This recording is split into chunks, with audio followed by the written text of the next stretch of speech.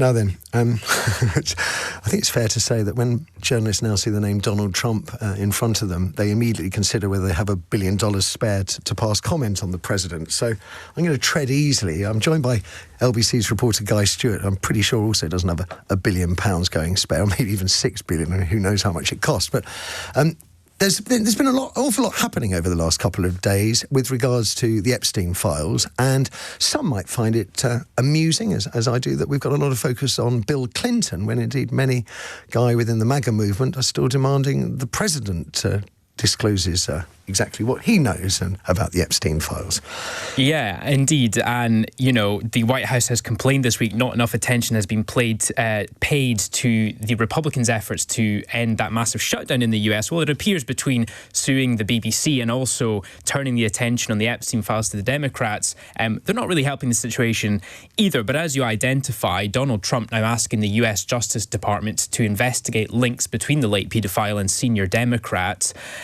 This potentially as a way of deflecting scrutiny, certainly because it will not have passed anyone by the fact that this huge tranche of Epstein files was released this week by people in Congress, 23,000 of them, and there contained further evidence of links between Donald Trump and Jeffrey Epstein, emails that Epstein sent to Ghislaine Maxwell in which he said that Trump was, quote, aware of the girls, i.e. presumably those that were being trafficked, and in another one, rather ambiguously saying that Trump spent hours in Epstein's house with one of them. Of course, Donald Trump has always denied having any knowledge of Jeffrey Epstein's criminal activity. He also says they had a falling out and ended the relationship before it all came to light. He also promised to release the files fully when he was on the campaign trail. Yeah, it appeared he was willing to do that during his presidential campaign in the run-up to previous election. We'll get into that in a second. But as you identified, the White House kind of swift to dismiss any of this material as actual evidence. They say it's a hoax, and they've claimed the girl referenced here is Virginia Giuffre, who, of course, we do know in her book didn't make any claims of wrongdoing that Donald Trump did. But listen to Press Secretary Caroline Leavitt speaking earlier in the week. What President Trump has always said is that he was from Palm Beach, and so was Jeffrey Epstein. Jeffrey Epstein was a member at Mar-a-Lago until President Trump kicked him out because Jeffrey Epstein was a pedophile and he was a creep. This is truly a manufactured hoax by the Democrat Party. For now, they're talking about it all of a sudden because President Trump is in the Oval Office. But when Joe Biden was sitting in there, the Democrats never brought this up. There has been a somewhat drip approach to releasing the Epstein files, and there are claims that that's been politically manufactured to make Donald Trump look bad. But yes, indeed, a huge part of the MAGA base is very keen to see the full extent of evidence held by the Department of Justice. Lots of them believe conspiracies, including the fact that Jeffrey Epstein didn't, they say, take his own life in a Manhattan jail. And the further Donald Trump delays this release, the bigger the rift becomes in his own base. So Leavitt there sort of making out it's a Democrat conspiracy. How? Because I'm very much aware that in the US, this is the story, and it's been the story all year. Not wars in Israel, not bombing, and it's always about this. So can they persuade the American people this is a Democrat conspiracy?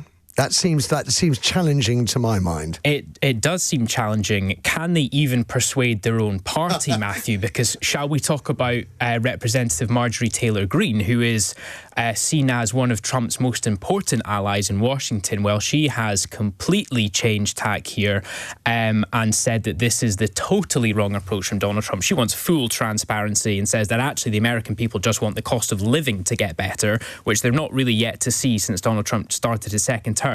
He's spoken on Air Force One overnight, calling her a ranting lunatic.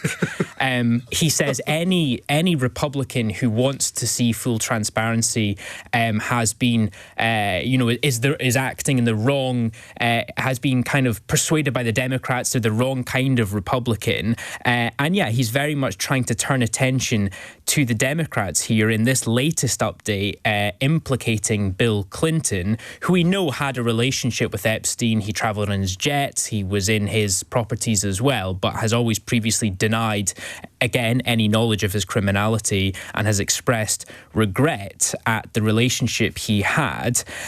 But the fact is that the more the Epstein files are released, it is likely that there will be names who come up. We know it's part of Epstein's kind of somewhat depraved tactics to hold material against people to potentially blackmail them.